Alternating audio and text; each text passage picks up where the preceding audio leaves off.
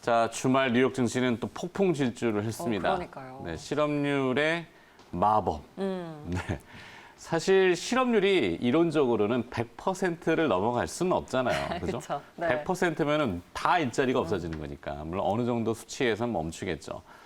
실업률이 떨어졌다고 하는데 약간 통계적인 오류와 착시에 대한 논란은 분명히 있습니다. 그러니까 일시적으로 잠시 휴직한 사람들도 이제 구직을 했다라고 네. 통계 오류가 좀 잡혔다 그래요. 네. 그래서 미국의 고용노동청이 인정을 했는데 일상적인 관례이기 때문에 아직 주가에는 어떤 영향을 줄지 뭐 주가의 선물은 크게 반응을 하지는 않습니다. 일단 오른 건 오른 거니까 네. 오른 거를 가지고 태클을 걸지 말자고요. 금요일 날 얘기했었잖아요. 맞아요. 네. 그리고 또 미국에서 가장 실업률이 높았던 부분은 레저 산업이거든요. 예, 항공 쪽이나 여행 쪽도 마찬가지지만 이 레저 산업의 대표적인 건 카지노라고 합니다. 카지노의 다시 구직률이나 취업률이 많이 급증을 하고 있는 모양이에요. 그래서 이거와 관련돼서는 이따가 또 정경민 차장이 준비한 내용이 있으니까 들어보도록 하겠고요. 네. 자, 국내 이야기 이슈 이어가 보도록 하죠. 환율이 또 떨어지고 있죠. 네, 환율이 떨어지면서 원화가 강세입니다. 글로벌 달러가 약세이긴 한데 사실 원화 강세가 되면은 주가가 오르는 경향이 많죠. 네. 그래서 내용들은 이렇게 봅니다.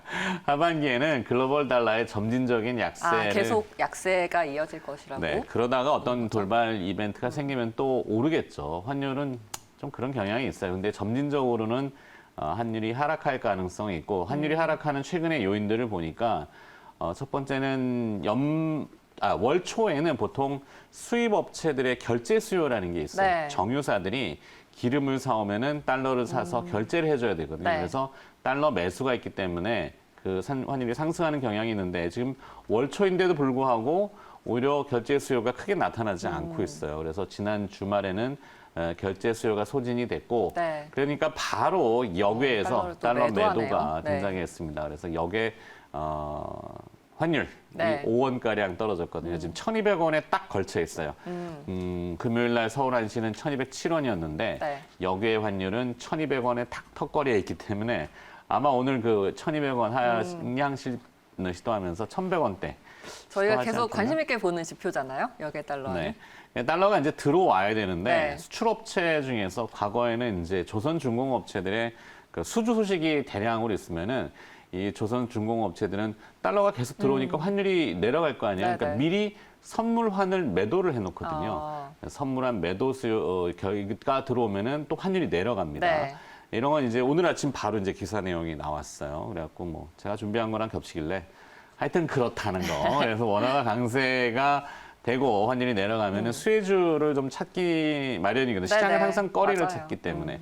그래서 가장 대표적인 거는 이제 전력. 전력. 한전이겠죠. 한전. 네. 한전과 그다음에 이제 항공주가 오늘 좀 많을 거예요. 그렇습니다. 항공주 글로벌 증시에서도 지금 항공주를 주목하는 목소리가 참 높은데요. 지난 금요일에도 우리 항공주들 국내 분위기 좋았습니다. 저도 항공주에 대해서 좀 얘기를 해보려고 하는데요. 그럴까요? 네. 항공주는 사실 이제 이 전력회사도 그렇지만 외화 부채들이 많아요. 비행기를 다 사오는 게 아니거든요. 임차해서 쓰기 때문에 네. 거기에 따른 환율이 상당히 민감하게 영향을 주고 맞습니다. 물론 여행 수요도 있긴 한데 그거는 지금 네. 빼고 네. 환율이 떨어지면 뭐 여행 수요도 있고 저는 이제 기사를 보다가 트럼프 대통령이 버핏한테 네. 항공주를 매도한 건 정말 실수다. 원숭이도 주가가 나면서 떨어질 때가 있다. 주가가 급반등을 했으니까 그러니까요. 당연히 이제 지나고 나면 실수. 주가가 만약에 떨어졌으면은 버핏께서 내가 맞았어라고 얘기했겠죠. 그렇죠. 뭐 결국 네. 결과론적인 얘기긴 한데 네. 그래서 정말 원숭이도 나무에서 떨어진 거냐 이게 궁금해서 가져와 봤어요. 결국에는 워렌 버핏은 원숭이다?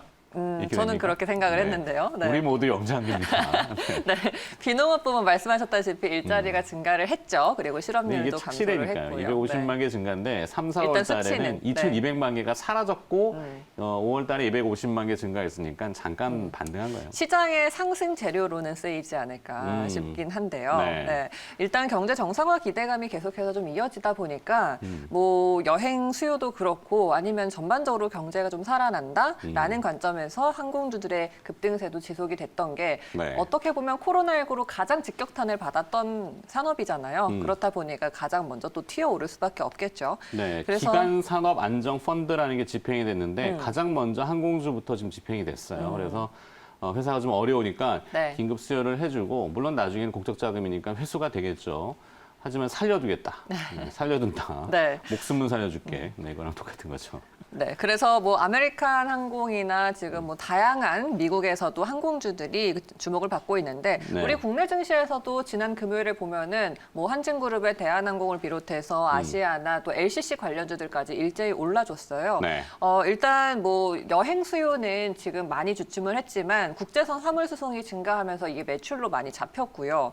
여기에 더해서 이제 플러스 알파가 있어야 되는데 뭐 한진그룹에서는 지금 계속해서 경영권 분쟁 얘기가 ING인 상황이고, 진행형이죠. 네, 아시아나에서는 이 매각 이슈가 계속해서 주목을 받고 있는 상황이잖아요. 맞아요. 그러니까 코로나19 때문에 사실 그 기업을 새로 설립하는 것보다 기존 기업의 주가가 떨어졌을 때 사들이는 M&A가 굉장히 전 세계적으로 지금 활발합니다. 네. 물론 그 대상이 타켓이 항공회사는 아니지만 이쪽도 분명히 논란, 그러니까 이슈는 있을 거예요. 예. 그래서 한진의 경영권 분쟁과 아시아나 매각 이슈의 네. 영향에 따라서 주가는 들썩들썩할 겁니다. 그렇죠. 지난 금요일날 그런데 보면은 저도 이제 계속 관심 있게 지켜보고 있었는데 네. 뭐 한진칼? 대한항공, 한진칼, 우선주 다 가는데 한진칼 보통주는 계속해서 주춤주춤 하더라고요. 왜 그럴까? 왜 그럴까요? 여쭤보려고 했는데. 뭐 저도 모릅니다. 네. 그리고 저도 오늘 모르겠어요. 당장은 아시아나가 또 항공주를 이끌어주지 않을까 싶어요. 아시아나 오늘 잘 봐야 되겠네요. 네네. 네. 그래서 뭐 법인 얘기를 하긴 했었습니다만 항공주를 오늘은 한번 관심 있게 지켜보셔야 될 것 같습니다. 그래요. 원화 강세, 환율이 내려가고 네. 뭐 미국 뉴욕 증시가 올라갔고 주말에 뭐 물론 대북 이슈가 있습니다만 그거는 차츰차츰 풀어보도록 하겠고요. 시장의 대세는 계속해서 상승이 아닐까. 네, 위쪽 방향을 좀 시도하는 네. 모습일 것 같습니다. 자, 월요일 개장 초반 오프닝 김정환 네. 앵커와 함께했습니다.